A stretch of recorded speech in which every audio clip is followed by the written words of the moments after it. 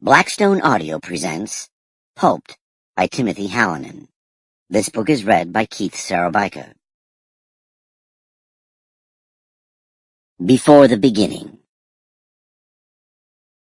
With his eye pressed against the small hole he torn in the newspaper that covered the window, he watched her pick her way across the sand. Head down as she scanned the area ahead for snakes, rocks, and the occasional cholla cactus, knee-high and lethal. Slender, lithe, long-waisted, with hair cropped shorter on one side than the other, a crude way to blunt her beauty. Why was she so uncomfortable about being beautiful? It took nothing to make her blush.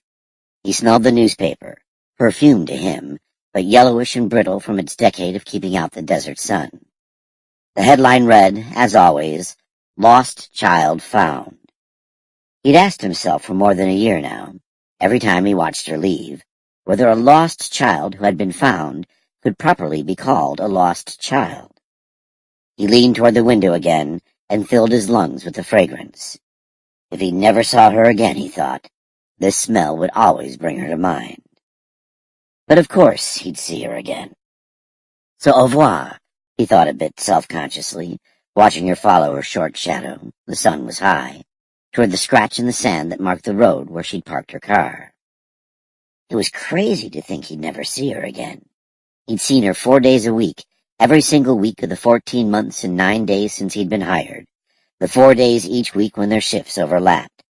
Sometimes he'd make an excuse to put in an unpaid hour or two on his days off. Crazy. He thought he heard a noise from one of the other rooms in the shop. He stood there a moment, checking his memory to confirm that he'd locked the front door, and then he shrugged and went to take a look.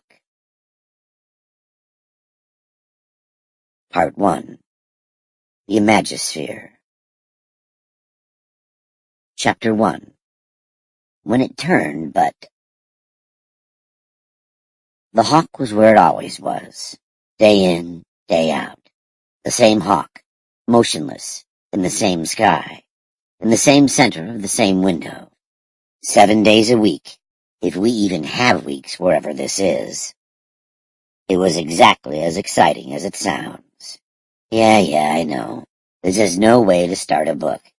A book is supposed to start with conflict, with a hook, with some dazzling string of words and images that grabs the reader and drags him or her across the exposition and the weather and the half-assed writing and the failures of imagination and all the carpentry and infrastructure that gets slapped into place while the writer tries to think of something interesting.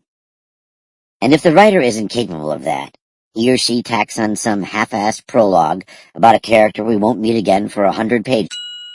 Sample complete. Ready to continue?